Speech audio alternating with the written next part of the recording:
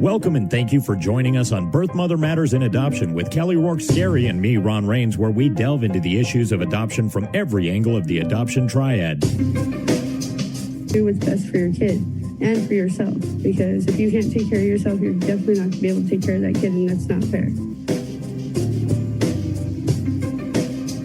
And I know that my daughter will be well taken care of with them. Don't have an abortion. Give this child a chance. All I could think about was needing to save my son. My name is Kelly Rourke-Scary. I am the Executive Director, President, and co-founder of Building Arizona Families Adoption Agency, the Donna K. Evans Foundation, and creator of the You Before Me campaign. I have a bachelor's degree in family studies and human development and a master's degree in education with an emphasis in school counseling. I was adopted at the age of 3 days, born to a teen birth mother, raised in a closed adoption, and reunited with my birth mother in 2007. I have worked in the adoption field for over 15 years. And I'm Ron Rains. I've worked in radio since 1999. I was the co-host of 2 successful morning shows in Prescott, Arizona. Now I work for my wife, who's an adoption attorney, and I'm able to combine these 2 great passions and share them on this podcast. So today we're going to talk about gender reveal celebrations and adoption. This is becoming a huge trend on the outside of adoption, meaning that when women are pregnant and they are learning the gender of their baby, gender reveal celebrations are becoming a huge deal, kind of like Sweet 16 parties or quinceañeras or those kind of things. So what people are doing is when they're pregnant, they are waiting to find out the gender of their child, or they're waiting to surprise other people with the gender. So sometimes a woman who's pregnant will have the gender sealed in an envelope by the ultrasound technician, and somebody will look at that and then do the behind the scenes of the revelation of what it is. Or sometimes the pregnant woman and her significant other will know the gender and then have family and friends come over and then surprise them.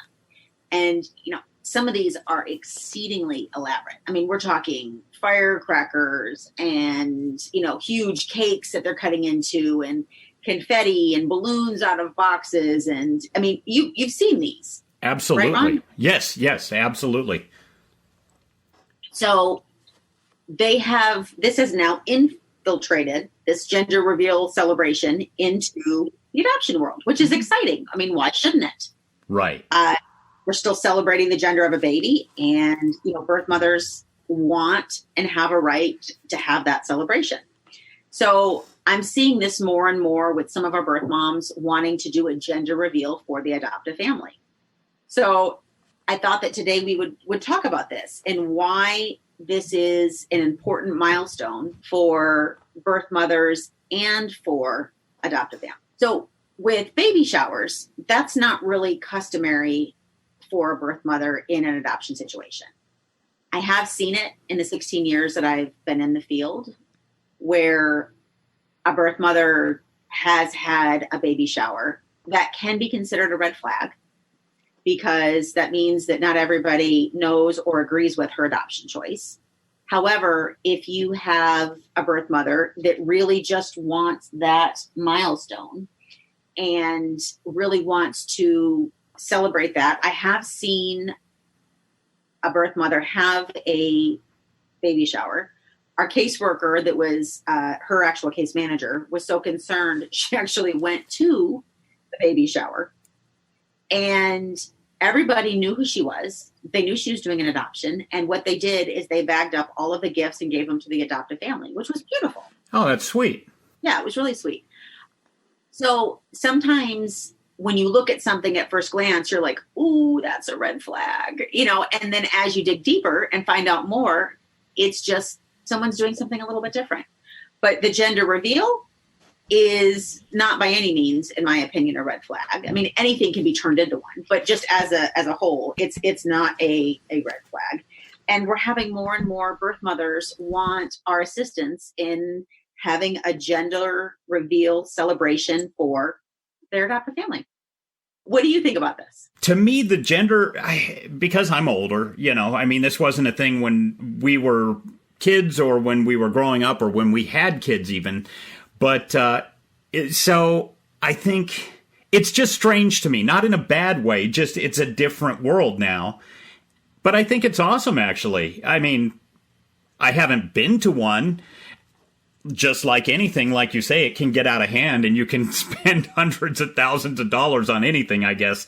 But as a concept, I think it's great. I think it's fun. And I think, like you said, instead of being a red flag in adoption, it's just a nice, sweet, family-oriented event. So there's nothing wrong with it. And it can be toned way down in terms of expense. What we've had, and I'll go over some ideas for families out there and for birth moms that are thinking about having a gender reveal. You can tone this down to even a text message, where you surprise them or a quick video. And so we've done that, especially if it's an out-of-state adoptive family. Some of our birth mothers have done like the balloons, like they'll fill a box with the balloons in the color, pink, obviously for a girl or blue for a boy, and they have helium in them. So then when they're FaceTiming the adoptive family, they open up the box and out go the balloons. And that's really fun. That's, it's cute. It's a memory that they're making, and it's something that they'll always have to think back on. And it's fun for the adoptive family because otherwise they wouldn't get to participate, if this is their only child or their first child, in a gender reveal. And so this is a way that they too can, join or have this new celebration that they may not have been able to have. So I think it's kind of a win-win. Again, it can be done very inexpensively. I mean, it can be, I've seen where you take those little blocks and you can put boy or girl, and you can hold something in front of it and then slowly lift it up. And I mean, you can do it it doesn't have to be, $500 gowns and, fireworks and so forth. But I can definitely see how an adoptive family can really have fun with that. And then in turn, if they want to, they can have a gender reveal party for their family and friends once they know the gender. So they can then carry that on and show even the birth mother, what they did at their gender reveal. So that would be really fun. It's something that they can talk about and work through together. And it can help create a bond between the adoptive family and the birth mother. So some ideas, if you are pregnant and considering adoption or have an adoption plan, if you choose an adoptive family that is local and you can meet with them in person, we've done these at our office. And what we do is either just pick up some cupcakes, and then when you bite into the cupcake, the color of the cake is blue or pink. I've seen cake pops. Those are really cute. Also confetti. Real quick, what are cake pops? Are you being serious, Ron? I'm being completely serious. I've never heard of cake pops. Have you ever been to Starbucks? No, well, I've been there, but I don't buy their food. Okay. Well, a cake pop is a round donut, basically, with frosting over it on a stick. Okay. Well, just like I guess it would sound. Interesting. Okay, just carry on. I'm sorry. I didn't mean to interrupt the whole proceedings here. Well, welcome back to 2020. I told you I'm old. All right, so moving on. Gender reveal confetti. Maybe you have confetti in a balloon and the balloon's not see-through and you pop it. And again, it can have, the colors. Create a box. Sometimes I've seen like baby girl clothes in pink, or, pink pacifiers or pink baby bottles, and they open up the box and voila, there's pink stuff, which means a girl, or blue if you're having a boy. Or I've seen also to play a game of trivia. So they have to ask questions and try to determine if it's a boy or a girl. Kind of, Pictionary-esque. See, I love those kind of games too, with family and sitting around and doing. We did one for Adam for his birthday, and it was a bunch of questions about your husband's life. And I thought that was so much fun and so clever. And you came up with that, didn't you? Yeah. That was fun. So yeah, I like that idea, to kind of make it a trivia game. Yeah, just for fun. Again, like I said, baby clothes, maybe give a gift to the adoptive family. And when they unwrap it, there's the clothing for the baby, which is fun. I've also seen just very, I guess, calm, nothing elaborate, framing the ultrasound with a color around the picture. So that's fun. If you have an adoptive family out of state, a lot of those ideas you can also video and send them a short clip or a picture, or you can make a gender reveal card and send them. You can pose with like a blue or a pink onesie, just like put it on your belly and send a picture of that. You can, again, use the blocks and do a really cute picture with that, or hold up little pink or blue baby shoes. That's cute. Mm-hmm. You can paint your baby bump blue or pink if you want to, if you're not shy to show your tummy. The gum, I think, is adorable. Blowing a pink or a blue bubble gum, and when it comes out, then you can see what the baby's going to be. Or just doing a box, taking everything pink or blue that has to do with the baby and putting it in a box. And you can either make it into a game. So, each of the adoptive parents would pull out an item. You'd have to mail this to them, but they pull out an item. And then the one that's left, like you pull out of the pink, I'll pull out of the blue, alternating. And then the one that's left is what they're having. So, you can do a lot of really fun things to make it really fun and in good spirits. And again, you can be FaceTiming the opposite, whether it's the birth mother or the adoptive family, just so that you can be a part of that.